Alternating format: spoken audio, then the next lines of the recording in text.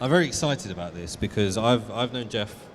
I've never actually met Geoff, but I've spoken to him on the phone many a times. So, for you guys that don't know who Geoff is, he's currently the CISO at the Bank of Kuwait, or the Information Security Officer at the Bank of Kuwait. But what's more interesting is that Geoff used to be the Global Information Security Officer of WPP. Yes, Global Information Security Manager. Perfect. Same thing. So, personally, I have a few questions for you around working with these types of organizations. Yeah. Because when it comes down to it, everyone's always on about small, medium businesses being attacked. But what about the billion-dollar companies? How do they deal with cyber attacks? How does that work? It's the same thing. Exactly the same thing? It's the same thing. The only difference is scale. Okay. And master service agreements and enterprise level agreements with vendors rather than local agreements. That's the biggest difficulty is having seen the large enterprise side and then having seen the much smaller but necessarily financially large, but as far as systems, a smaller operation. One of the difficulties is getting it through to vendors that small companies require the same thing as the large organization. A lot of people focus on the large. Well, the small companies need exactly the same levels of security, appropriate security. You know, the word is appropriate. With enterprises, the issue is where's the data. With smaller companies, there's still the thing of where's the data, but one of the more difficult elements is getting the culture change within the smaller company. Within the enterprise, it's easier to put a big thing across, so I wave my hand around, to say, this is the way we do things. It's a mandatory thing. So it's more of a policy. Exactly. In the smaller companies, there tends to be more of a culture, of a can-do culture, and people will overlap job functions, and there will be a degree of cross-functionality within the users, and to explain that there is a necessary segregation, and that's there for a very good reason. So that's a long answer to a short question. Fine. So in terms of large companies and small companies, they have to operate the same, but are the threats the same from a small company to a billion-dollar company? Yes. Yes, they are. Interesting. Yes, they are. The targeting of companies, it depends upon the type of company. But if, as an example, it was a global communications company, there would be certain bits of information that would be extremely valuable, and they would be beautifully protected, and there would be people trying to get to it. In the case of a smaller entity, maybe with valuable, more obvious assets, there are still people trying to get to that. The attacks may be slightly different. I suspect the sophistication is similar, and it tends not to be, spear phishing.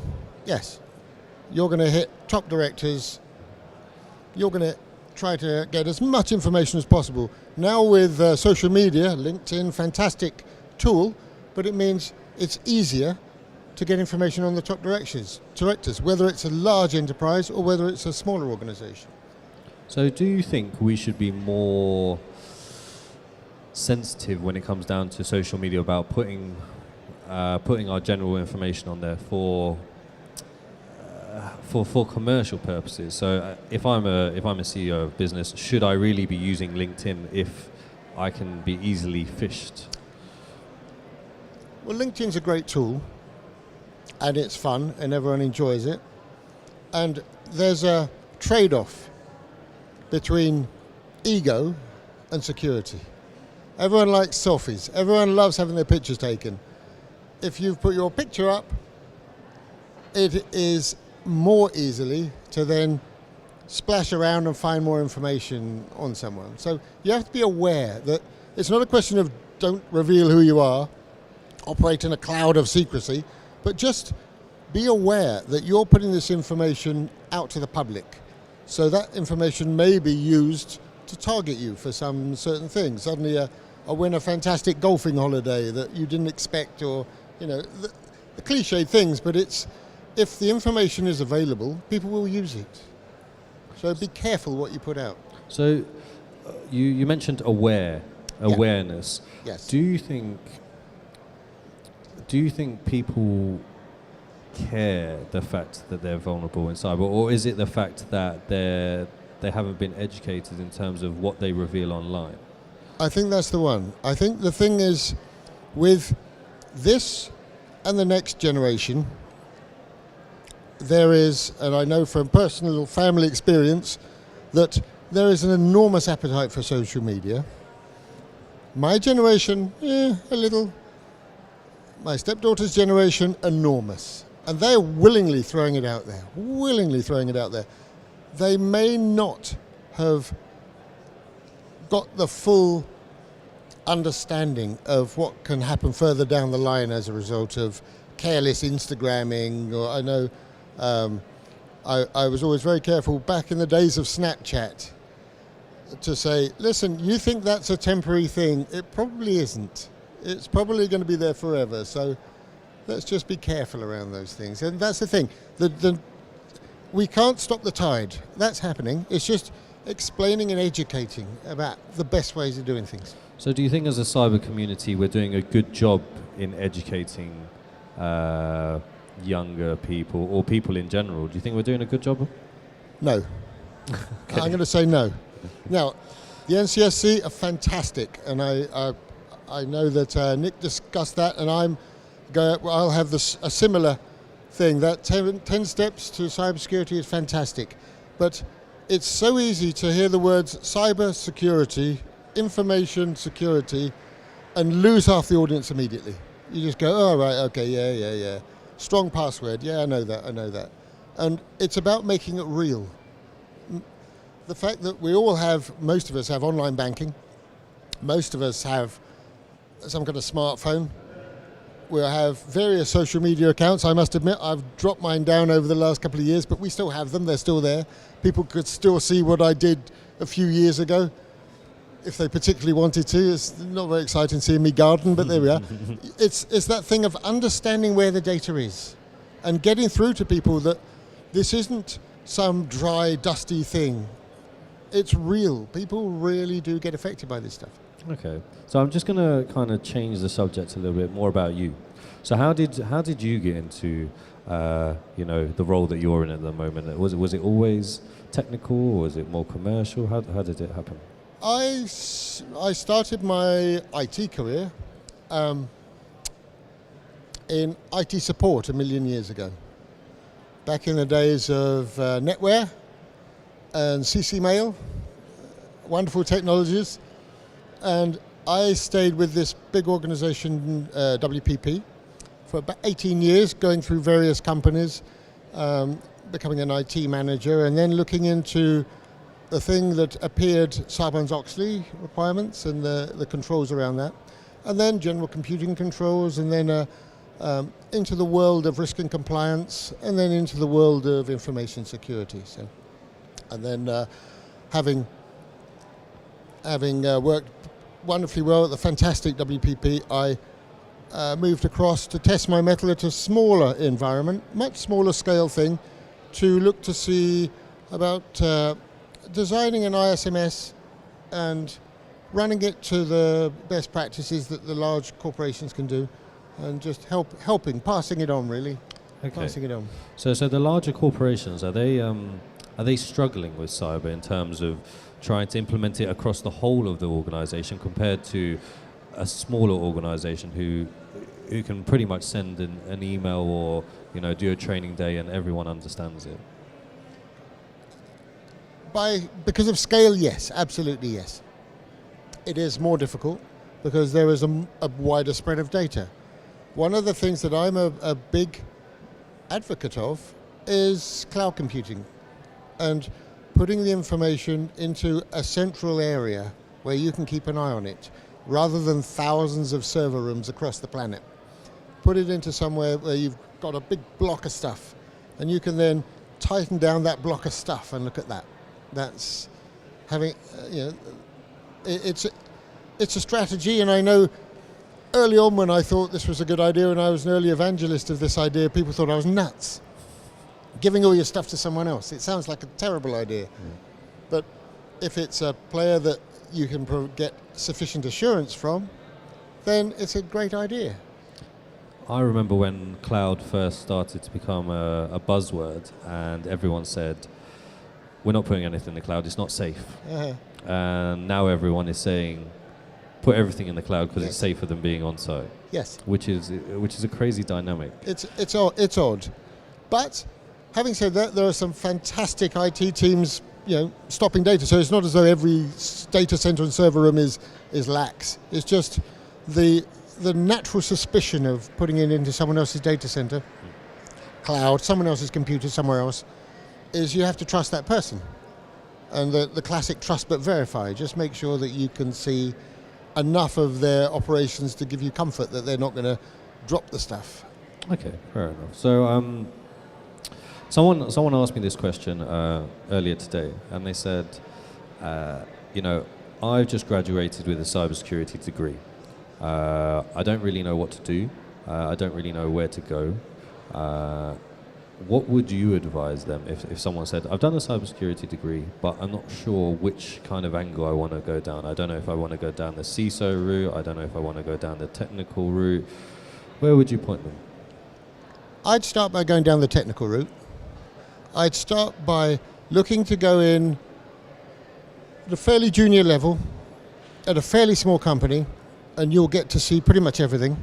You'll get all the same real-world issues, but the scale will be small enough that you can do something about it quickly, rather than trying to influence others to do things. And that's get your hands on and get into it, because it's fun. So you're saying, go into an organisation and learn from the basics. Yes. You can't just go straight to the top and say, I've done a degree in this, I know all about it. Start from the very bottom and then work your way, kind of like you do. Well, see, I'd say do what I did. But that's because I don't know what it's like to do it the other way, to be honest. But having, the more I do, the less technical I get, which on a personal level is a shame, because I enjoy that. I used to enjoy being in a server room. Now, I write the policy stopping me being in the server room, because why would we need to be in a server room? Yeah. If I'm suddenly engineering the stuff, something's gone horribly wrong. Yeah. And it's that, minimizing the things that you do to be the effective things. There's a lot of things I could do that would be no use to anybody. So that's why I'd say start with the technical element, because through that you will learn the management element. And if you've already done a degree, then you know a lot of the theory anyway. So see what happens on the floor, see what real world solutions. And the other thing which is empirically true is there are no classrooms that teach you some of the issues that happen. Some of them are just so bizarre, so nuts, that you wouldn't bother putting that into a textbook or some kind of online learning tool. It's the creativity, isn't it? Exactly. That's what it is. That's exactly it. Adaptive. Yeah. Adaptive and able to react quickly and keep calm when things look a little funny. So would you say that learning on the job is a more important factor of experience than, for example, a degree? Would you weigh it up like that? A degree is extremely useful because it can demonstrate to other people that you've attained a certain level. Learning on the job is a demonstration that in the real world you know what you're doing. Okay. That's the difference. Ideally, you have both. You get a degree and then you may drop down a little lower than you'd like to do to start with until you get a full grounding of what's going on, and then it'll work. You'll come through.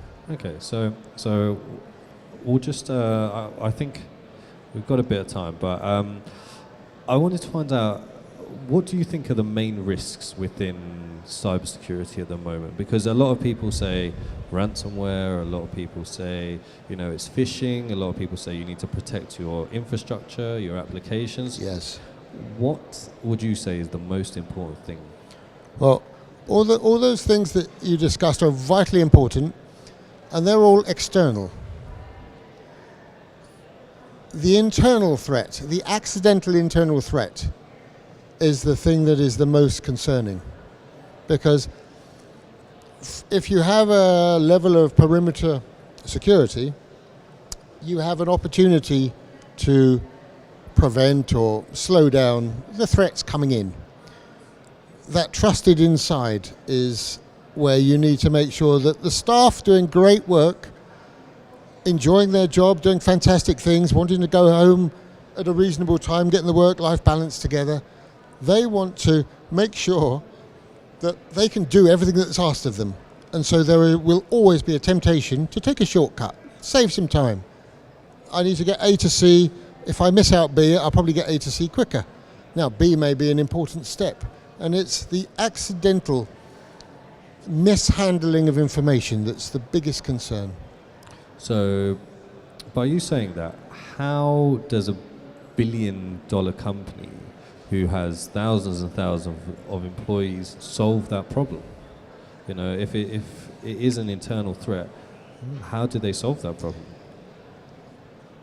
We're back to the education and culture, and it shouldn't be a one-time hit that once a year you do information security awareness training and then everyone falls asleep till the next one. It's a constant thing, and it's about communication. It's, you know, the information security as a discipline should be a communication discipline, because us doing great things doesn't really help a lot of things. Us changing a culture of a workplace, that's the bit that makes the difference. So you're saying, you know, that the once a year isn't good enough? No, it should be a constant thing, because everybody has the same issue at work as they do at home. You've got online bank accounts, you've got personal computers, you've got wireless access, you will probably have a firewall on your system, but it may not actually be appropriate. It's, you know, often with consumer grade things, there's a click button. Would you like a firewall? Yes, please. Great. Okay, I'm protected from the world. I can look at whatever I want. And that's not really the way it is. So if you can educate people at work, it'll benefit them at home and on social media and everything else they have. Okay, so in order to protect the organization, you have to invest in the people. Yes, 100%. Okay. It's the people. It's always the people. And do you think, I kind of said this before, you know, as a security industry, we're not doing enough to encourage that education? Or are we doing enough? It's just that we're not being able to, I don't want to say the word market, but is that yes, the right word? Yeah, I think that's it. We don't necessarily engage in an engaging way. There's a lot of really useful information, and it's very serious.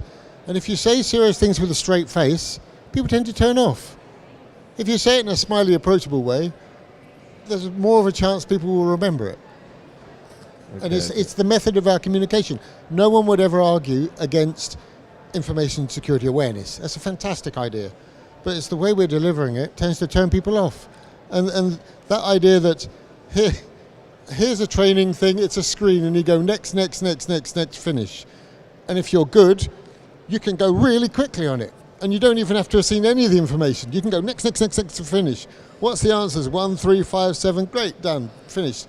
For 24 seconds I've done my information security awareness training. That's not what we want.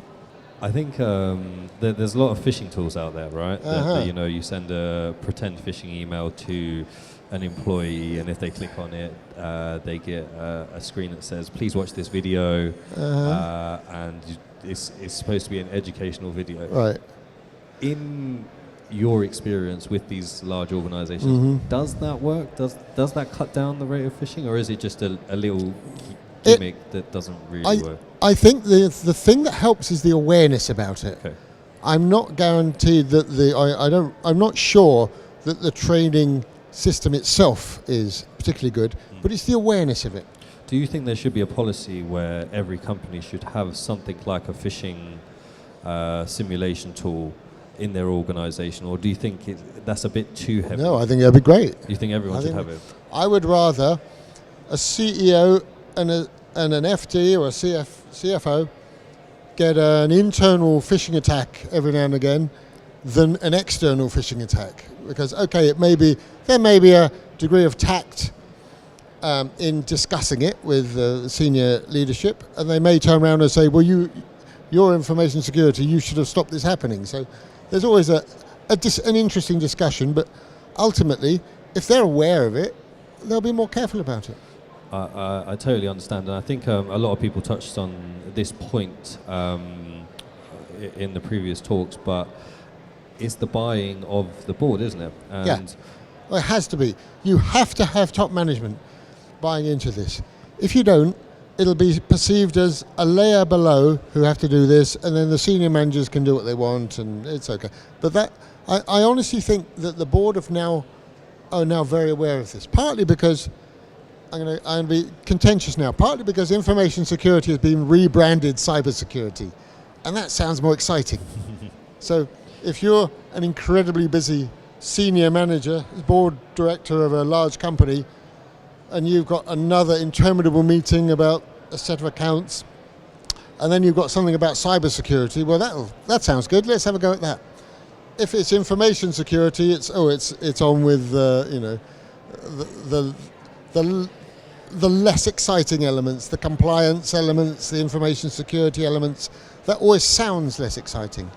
Cybersecurity sounds fantastic, so people want to know about that. do you think there should be a higher security risk for the upper management? No. You think everyone should have the same? Yes. Okay. It's a one fits all. The senior managers have access to more information, more sensitive information, share price affecting information. So to treat them as a special case where they can do what they want, that's a recipe for disaster. Wouldn't you give them more education though, rather? Well, that would be great. That's great. Okay. Because then they buy in even more, and it comes down. So more that's what I strongly. meant in terms of a security level. Oh, sorry, my apologies. I thought you meant less. no, give them more. more. Yeah. you look at risk to your data. If there are users with data that isn't really share price affecting, okay, that's at a lower priority.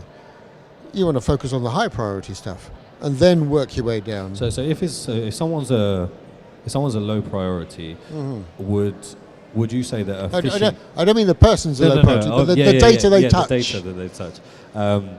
If they're at a low priority in terms of their data, would you say a phishing campaign is enough? No. No, you said you'd add more. It would information security awareness, because when the people who touch the low priority data in your company go home, they're still touching their own online accounts. That risk is still there for them. Okay. It's still life affecting for them. So we're not an emergency service, but it's a way of making sure that information security and cybersecurity, and call it whatever you want, really making sure that what you do is good at work and good at home. Because in that way, it's just going to benefit your life, and there's a reason for it. If there's something that's going to be benefiting to the staff, they're going to want to do it. If it's just something that benefits work, they might not be bothered. But if it's something that helps them at home as well, then they buy into it. So as your experience as a CISO, being on the boards and trying to educate... I'm information security officer. I don't want to keep... Now, the global... When you're at WPP... Yeah.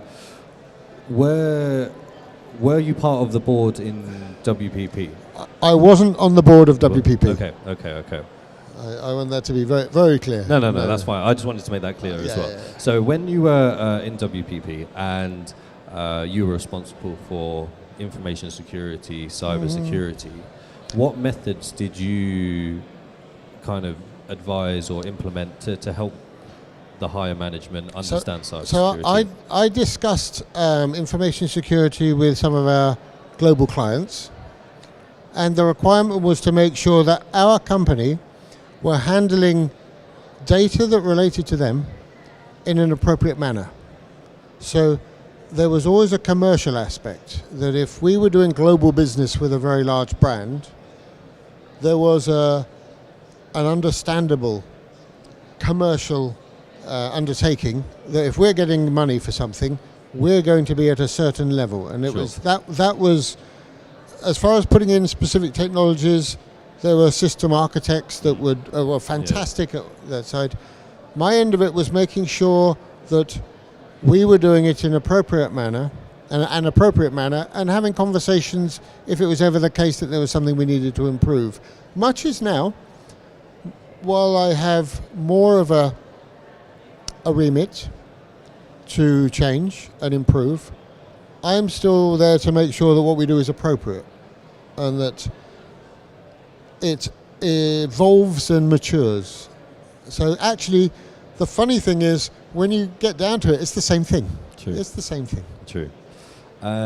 So there's a theory out there that companies should only work with companies that have, for example, the Cyber Essentials accreditation, because a lot of hacks and a lot of infiltration happens through third parties. Yes. Do you think companies should have, or do you think there should be a policy or a law that says if you provide services to a client, you should have this, this, and this, and this, and this? Not sure about a law, but certainly if you're a company and you're taking on a third party, it would be sensible that that third party had at least as good security measures in their place as you had. It is sensible, but that's not always the case. No. So a third-party security review regime, 100%, yes. But do we mandate it in law? That's a very difficult thing to do. Okay, so you wouldn't mandate it. Would you create? Would you say that it should be a policy within an organisation that yes. they should check? Yes, it should. It should. It's a sensible thing. If you're handing information across to a third party, it doesn't lessen the risk. It doesn't lessen the liability. They may have signed a contract to say, we will safeguard this information. When it goes wrong, the chances are the company in the headlines will be your company, not the third party. True. So it's in your interest to make sure that third party are fit for purpose. Okay. So it's the company's responsibility Yeah. rather than the supplier's responsibility. Yes, because it's company's data. Okay. Lovely. We've got a few minutes left, so I could talk to you forever. If I'm totally good. honest. Oh, that's nice. So what are you thinking about the trends for 2019? Where do you see? Do you think it's going to get worse? Do you think it's going to get better? What do you think? Well, I think, given that nothing has really changed, this is going to sound funny, nothing has really changed since I first started doing it. Some of the technology's changed, some of the threat mechanisms have changed, but actually the things that used to cause issues are the same things that cause issues. The only difference is the sophistication of the technology used. So constant vigilance is still the order of the game. Monitor the hell out of everything is still the order of the day, and make sure that you have threat intelligence services feeding you the latest and greatest. Now, a lot of them, you will have your breakfast and look at these things and think, oh God, why am I looking at this? This doesn't affect me. But there may be a variant that does. And the more information you can get in this area, the more chance you have of heading something off at the pass. Okay, so the threats are going to stay the same. I think so. Do you think, so on the last question, do you think the increase in do you think there's going to be an increase in cyber attacks in 2019? Weaponized cyber attacks? I hope not. It's now recognized as warfare. Yeah. Some of it has been very effective. So I think anything that's effective will be increased. So it's not going away. They're not going to turn around and say, no, let's stop doing that. We'll go back to throwing rocks. It's still going to be the same kind of thing. Funny enough, something that one of the other people has mentioned is the utility systems. That's the bit that's a worry. From a business perspective, because it's a third party. From a personal perspective, because I enjoy having electricity and communications. And that's the bit. If you get a thing and say, what's the future? I haven't got a crystal ball, but I think the thing that we look at now is protecting our services. And that's the bit that I'm the most concerned about, because that's the bit I can't do anything directly about. Lovely. Well, Geoff, I think that our time is up, but it was a pleasure. Thank you very much. Could we have a round of applause for Geoff? Thank you. Thank you.